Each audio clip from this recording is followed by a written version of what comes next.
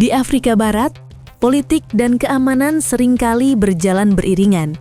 Kawasan ini dikenal sebagai wilayah yang panas, di mana kudeta, ancaman teror, dan pergeseran aliansi menjadi hal yang lumrah. Di tengah gejolak itu, Burkina Faso muncul sebagai salah satu negara yang paling banyak menarik perhatian dunia sejak naiknya Kapten Ibrahim Traoré, seorang pemimpin muda yang menentang pengaruh asing dan menyerukan kemandirian penuh bagi Afrika. Rendons grâce à Dieu qui a permis donc que ce jour soit.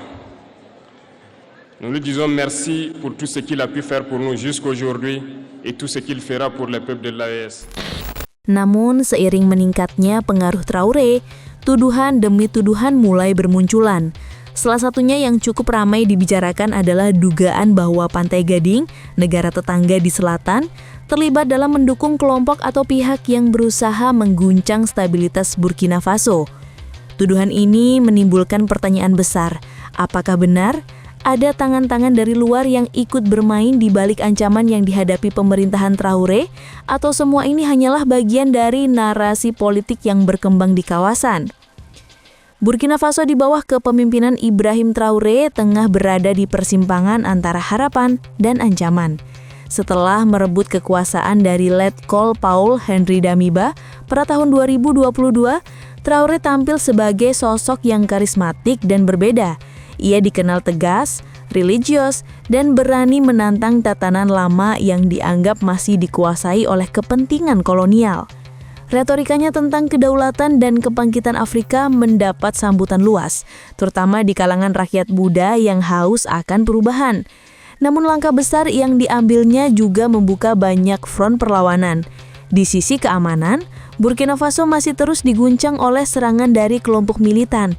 Ribuan orang tewas, jutaan lainnya terpaksa mengungsi. Di tengah tekanan ini, pemerintahan Traoré sering menuding ada kekuatan eksternal yang memperkeruh keadaan. Beberapa kalangan menduga tudingan itu mengarah ke Pantai Gading meski tidak pernah disebut secara eksplisit. Hubungan antara kedua negara sebenarnya punya akar sejarah yang panjang. Sejak masa kolonial, ribuan pekerja dari Burkina Faso bermigrasi ke Pantai Gading untuk bekerja di perkebunan kakao. Secara budaya dan sosial mereka nyaris tak terpisahkan. Tetapi perbedaan arah politik mulai tampak jelas dalam beberapa tahun terakhir. Burkina Faso bersama Mali dan Niger mengambil sikap tegas menolak dominasi Barat dan lebih condong ke arah Rusia. Sementara Pantai Gading tetap menjadi mitra dekat Prancis.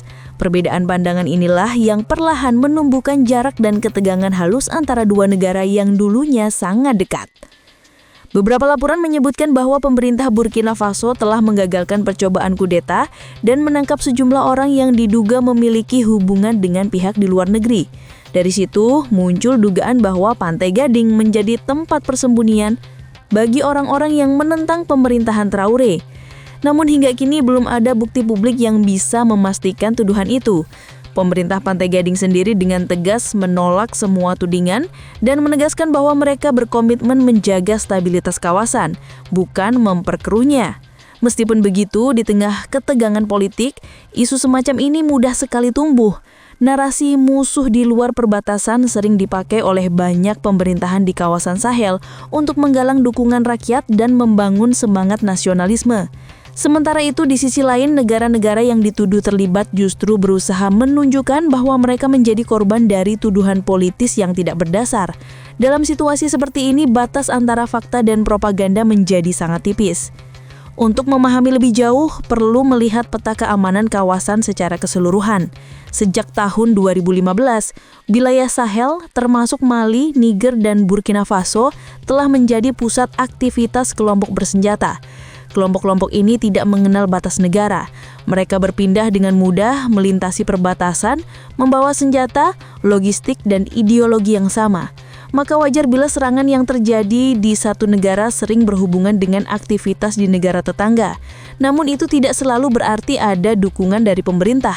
Banyak jaringan militer beroperasi secara independen, memanfaatkan lemahnya kontrol perbatasan dan kekacauan politik. Pantai Gading sendiri juga bukan tanpa masalah. Negara itu pernah menjadi sasaran ekstremis di wilayah utara yang berbatasan langsung dengan Burkina Faso. Artinya, ancaman yang dihadapi kedua negara bisa jadi berasal dari sumber yang sama. Dalam konteks ini, tuduhan keterlibatan Pantai Gading dalam serangan terhadap Burkina Faso terdengar berlebihan, meski tidak bisa sepenuhnya dikesampingkan. Faktor media juga memiliki peran besar. Dalam era digital saat ini, persepsi bisa berubah hanya karena satu video atau satu unggahan viral. Sejumlah konten di YouTube dan media sosial berusaha membangun narasi bahwa Pantai Gading adalah tempat persembunyian para penentang Traoré.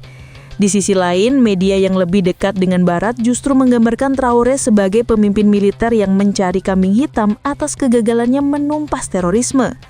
Keduanya memiliki sudut pandang berbeda, dan publik di Afrika Barat terjebak di tengah pertarungan narasi itu.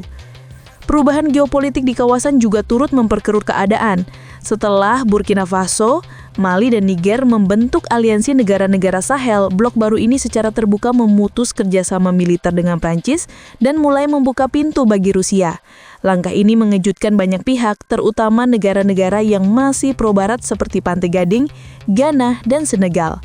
Perbedaan orientasi politik ini menimbulkan kecurigaan timbal balik. Bagi blok Sahel, negara-negara pro-barat dianggap masih menjadi perpanjangan tangan kolonialisme modern. Sebaliknya, bagi negara-negara seperti Pantai Gading, Burkina Faso dan sekutunya dinilai mengambil langkah berisiko yang bisa menjerumuskan kawasan ke konflik baru. Dalam dunia politik Afrika Barat, kecurigaan semacam itu mudah menyala. Tuduhan keterlibatan Pantai Gading dalam serangan terhadap Traoré bisa saja menjadi cerminan dari ketegangan geopolitik yang lebih besar, bukan bukti nyata dari persekongkolan. Sampai saat ini tidak ada laporan independen dari lembaga internasional yang mampu mengkonfirmasi klaim tersebut. Artinya, isu ini masih sebatas persepsi yang bergerak di antara kepentingan politik, keamanan, dan propaganda. Secara rasional, sangat kecil kemungkinan bahwa pemerintah Pantai Gading secara terbuka mendukung serangan terhadap Burkina Faso. Kedua negara sama-sama menghadapi ancaman ekstremisme dan memiliki kepentingan untuk menjaga stabilitas kawasan. Namun, politik tidak selalu mengikuti logika. Dalam politik, persepsi seringkali lebih kuat daripada bukti.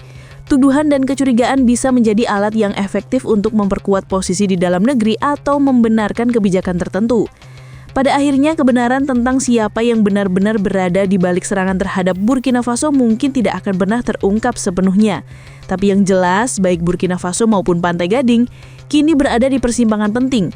Mereka bisa memilih jalan saling mencurigai dan berhadapan, atau bekerja sama menghadapi ancaman bersama yang jauh lebih besar, yaitu terorisme dan ketidakstabilan ekonomi.